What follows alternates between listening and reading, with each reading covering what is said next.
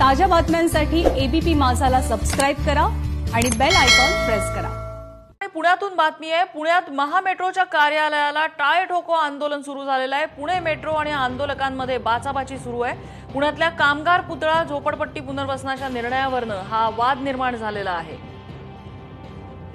पुण्यामध्ये हे आंदोलन सुरू झालेलं आहे। कामगार पुतळा झोपडपट्टी पुनर्वसनावरून हा वाद निर्माण झालेला आहे।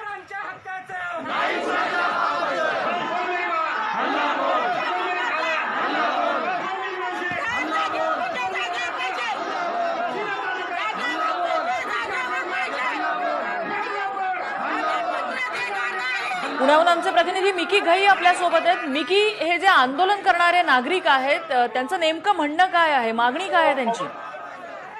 नम्रता, खरं तर पुण्यातील कामगार पुतळ्याजवळची जी झोपडपट्टी आहे ही झोपडपट्टीची जागा पुण्यातील मेट्रो स्टेशनसाठी महामेट्रोकडून ताब्यात घेण्याचा प्रयत्न त्या ठिकाणी सुरू आहे, अशी चर्चा या सगळ्या लोकांच्या कानावर पडलेली आहे। त्याचबरोबर यांना पर्यायी जागा म्हणून लोहगाव बरंच लांब आहे, शहरापासून बाहेर ती जागा मिळणार आहे असं देखील या ठिकाणी माहिती मिळते। आणि त्याच माहिती आधारे या सगळ्या लोकांनी, जे झोपडपट्टी धारक आहेत, त्यांनी आंदोलन सुरू केलेलं आहे महामेट्रोच्या विरोधात। जवळच महामेट्रोचं एक कार्यालय देखील आहे, ज्या ठिकाणी काम सुरू आहे। त्यांनी टाळेठोक आंदोलन त्या ठिकाणी केलेलं आहे। मोठा पोलीस बंदोबस्त देखील या ठिकाणी आहे। एवढ्या लांब ही जी पर्यायी जागा त्यांना मिळते ती नको आहे। बरेच वर्षापासून शहराच्या मध्यवर्ती भागात शिवाजीनगर कोर्टाच्या शेजारी ही झोपडपट्टी आहे।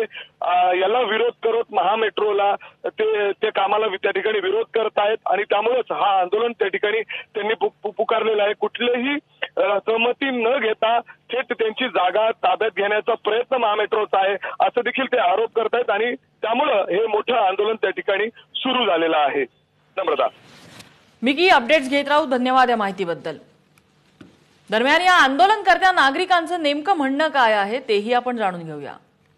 जे दलित आहेत, गरीब आहेत, मागासवर्गीय आहेत, मुस्लिम आहेत, या सर्वांना बेघर करण्याचं काम, जे पुण्याच्या बाहेर, शहराच्या बाहेर फेकायचं काम हे मेट्रो करत आहे। त्यामुळे आम्ही कामगार बसलेले सर्व नागरिक या अन्यायाविरोधात आम्ही हा लढा आहे। आमचं मागणी एकच आहे की जागेवरच आम्हाला घर मिळालं पाहिजे, पुनर्वसन जागेवर झालं पाहिजे। पुणे महानगरपालिकेमध्ये जसं नगरसेवक स्वाती लोखंडेंनी आवाज काल पण उचलला, आज मी पती या नात्याने या ठिकाणी आवाज उचलतोय। येणाऱ्या काळामध्ये परवा दिवशी शुक्रवारी अजितदादा पवार पुण्यामध्ये कलेक्टर ऑफिसला सुद्धा आम्ही आशावादी मोर्चा आम्ही काढणार आहोत।